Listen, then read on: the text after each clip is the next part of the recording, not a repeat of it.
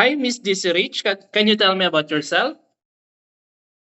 Hello, ma'am, sir. My name is Daisy Rich L. Caipang. I'm 34 years old. I live from Tacloban City, Sultan Kudarat from Philippines. Okay, are you single or married? I'm single mother of three daughters. Okay, how old are your daughters? My firstborn is 16 years old, and the second is 14 years old, and my youngest is 12 years old. Okay, how many siblings do you have?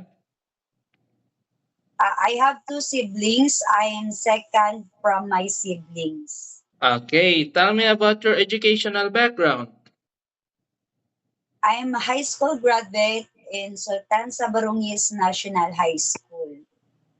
Okay, do you have work experience abroad? Yes, sir, in Saudi Arabia and Philippines and also in Hong Kong. Okay, what is your duties and responsibilities in Saudi Arabia? My work in Saudi Arabia is domestic helper. I do cleaning the house, cooking, washing and ironing clothes, and also I do uh, teach the children of learnings. Okay, how about in Philippines? My work experience in Philippines is 5 years. I am household worker. I do cleaning, washing, and ironing clothes, and also I teach the children learnings. Okay, how about in Hong Kong, ma'am? Uh, I am domestic helper in Hong Kong. My duties is cleaning the house, uh, marketing, cooking, washing and ironing clothes, and also I take care of the children and I teach them learnings. But I am terminated because my employer is irritable and due to the lack of foods. Okay, so did you finish your contract in Philippines and Saudi? Yes. Okay, how would you describe yourself?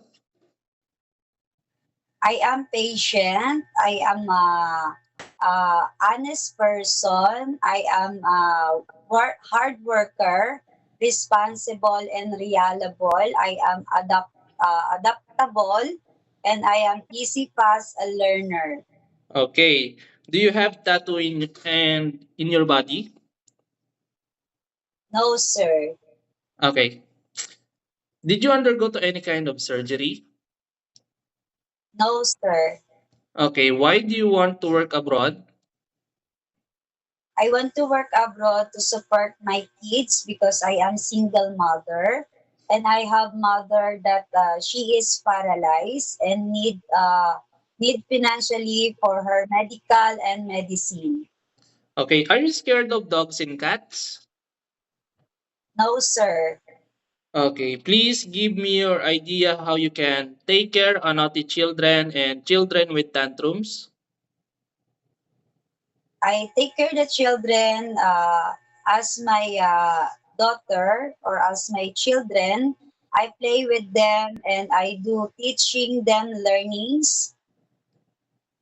Okay, can you sing one nursery song? There had a farmer had a dog and Bingo was his name. Oh, Bingo, Bingo, Bingo, and Bingo was his name. Oh. Okay, lastly is what is your message to your future employer?